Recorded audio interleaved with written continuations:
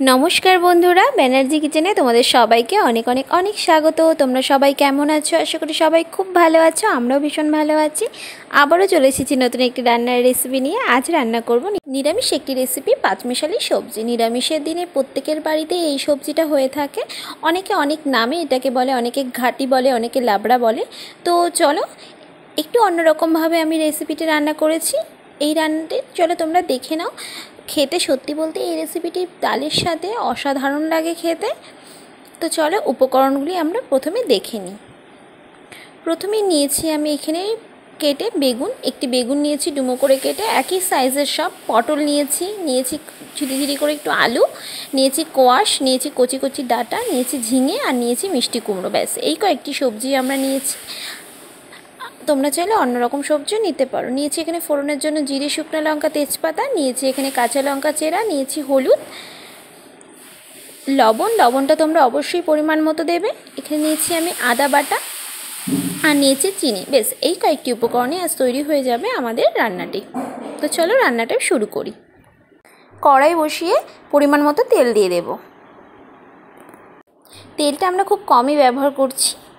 এরপর দিয়ে দেবো আমরা, তেলটা গরম হয়ে গেলে দিয়ে দেবো ফোড়নটা। ফোড়নের সাথেই দিয়ে দেবো আমরা চেরা কাঁচা লঙ্কা। দুটো একসঙ্গে একটু লাল লাল করে ভেজে নিয়ে এরপর দিয়ে দেবো আমরা কেটে রাখা পটলগুলো। ফার্স্টে আমরা দিয়ে দেবো পটলটা দিয়ে একটু নাড়াচাড়া করে নেব। এরপর দিয়ে দেবো এর মধ্যে অল্প একটু পরিমাণে পটলের মাপের আমরা দিয়ে দেবো লবণটা দিয়ে আবার একটু ভালো করে ভেজে নেব।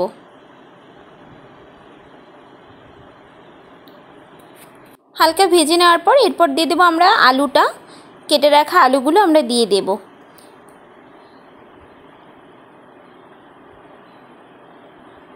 দিয়ে এবার ভালো করে নেড়ে নেব। এবার নাড়াচাড়া করে নেওয়ার পর দিয়ে দেবো এর মধ্যে কোয়াশ আর ডাঁটা একসঙ্গে।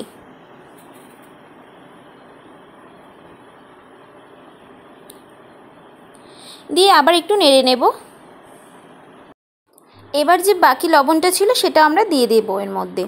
দিয়ে দেওয়ার পর এবার একটু ভালো করে নেড়ে নেব। নাড়ার পর দিয়ে দেবো এর মধ্যে বাকি যে সবজিগুলো ছিল সেই সবজিগুলো এবার একসঙ্গেই দিয়ে দেব।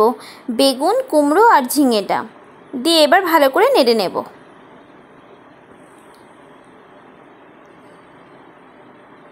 এক চামচ লবণের মধ্যে পটল ভাজার সময় দিয়েছিলাম অল্প একটু লবণ, পরিমাপ মতো।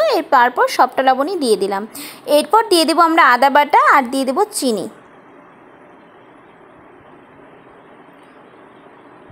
দিয়ে এবার খুব ভালো করে নেড়ে নিতে হবে। খুব ভালো করে নাড়াচাড়ার পর এরপর দিয়ে দেবো আমরা এর মধ্যে হলুদ গুঁড়ো।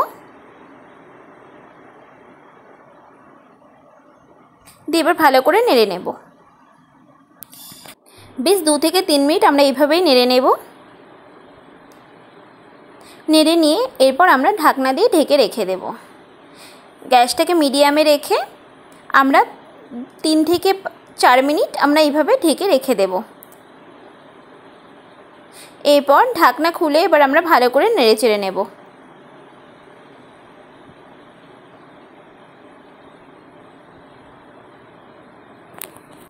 গ্যাসের ফ্লেমটাকে মিডিয়ামেই রেখে নাড়াচাড়া করে নেওয়ার পর আবার একটু ঢেকে রেখে দেব কিছুক্ষণের জন্য। বেশ 2 থেকে 3 মিনিটের জন্য ঢেকে রেখে দেব। 2 থেকে 3 মিনিট পর এবার ঢাকনা খুলে একটু ভালো করে নেড়ে নেব। ভালো করে নেড়ে নেওয়ার পর তোমরা দেখতেই পাচ্ছ আমাদের পাঁচমিশালি সবজিটা কি সুন্দর সেদ্ধ হয়ে গিয়েছে। এবার খুব একটি ভালো কালারও এসেছে, সেদ্ধ হয়ে গিয়েছে। এরপর আমরা গ্যাসের ফ্লেমটাকে অফ করে দেব। অফ করে দিয়ে এবার আমরা সার্ভ করব। গরম ভাতের সাথে সবজি, ডাল আর একটু যদি থাকে লেবু, তাহলে তো জমে পুরো ক্ষীর। তো এই রেসিপিটি সবাই বাড়িতে অবশ্যই ট্রাই করো। এইভাবে পরপর কিভাবে সবজিগুলো আমরা দিলাম সেইভাবে ট্রাই করো, তাহলে তরকারিটা বেশ ঘাটবেও না, বেশ গোটা গোটাও থাকবে। এবার খেতে দুর্দান্ত লাগবে, সবগুলো সবজি মুখে পড়বে। ভিডিওটি কেমন লাগলো সবাই কমেন্টে জানিও। সবাই বাড়িতে রেসিপিটি ট্রাই করো। সবাই খুব ভালো থেকো, সুস্থ থেকো। শুভরাত্রি।